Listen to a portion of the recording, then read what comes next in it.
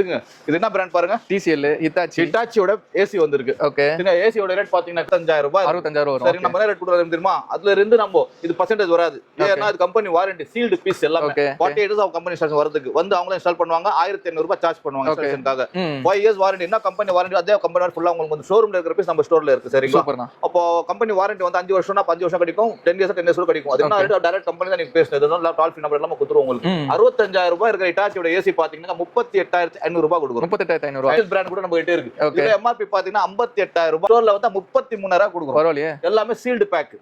அதே மாதிரி கம்பெனில இருந்து கம்பெனி தான் இன்ஸ்டாலேஷன் பண்ண மாட்டோம். நீங்க பண்ணினா அது வாரண்டி வராது, கம்பெனிக்கார வந்து பண்ணாதான் வாரண்டி கிடைக்கும். சோ கம்பெனிக்கார வெயிட் பண்ணனும், நீங்க 48 ஹவர்ஸ் பண்ணிடுவாங்க. அதே மாதிரி கோட்ரேஜோட ஏசி இருக்கு.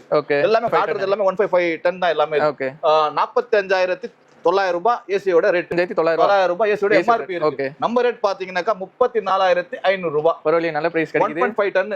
சூப்பர். எல்லாம் கம்பெனி வாரண்டி தான். இது நீங்க சொல்ற பிரைஸ் தான் கொடுக்கணும். ஆமா, கண்டிப்பா. இல்ல நம்ம இங்க எழுதி வச்சிருவோம், எம்ஆர்பி இங்க இருக்கு, ரேட் இங்க இருக்கு. இது சாம்பிள் பீஸ் தான் வச்சிருக்கோம். ஒரிஜினல் பிரைஸ் பாத்துக்கோங்க. அவுட்டோருக்கு ஒரு ரேட் இருக்கும், இன்டோருக்கு ஒரு ரேட் இருக்கும். சரிங்களா? ரெண்டும் சேர்த்து 45,900 ரூபாய் இருக்கு எம்ஆர்பி. இங்க பாருங்க பிரைம். ஓகே, 45,900 ரூபாய். நம்ம ரேட் 34,500 ரூபாய். சூப்பர்ண்ணா. இது எல்லாம் கம்பெனி வாரண்டி, சீல்டு பீஸ் எல்லாமே.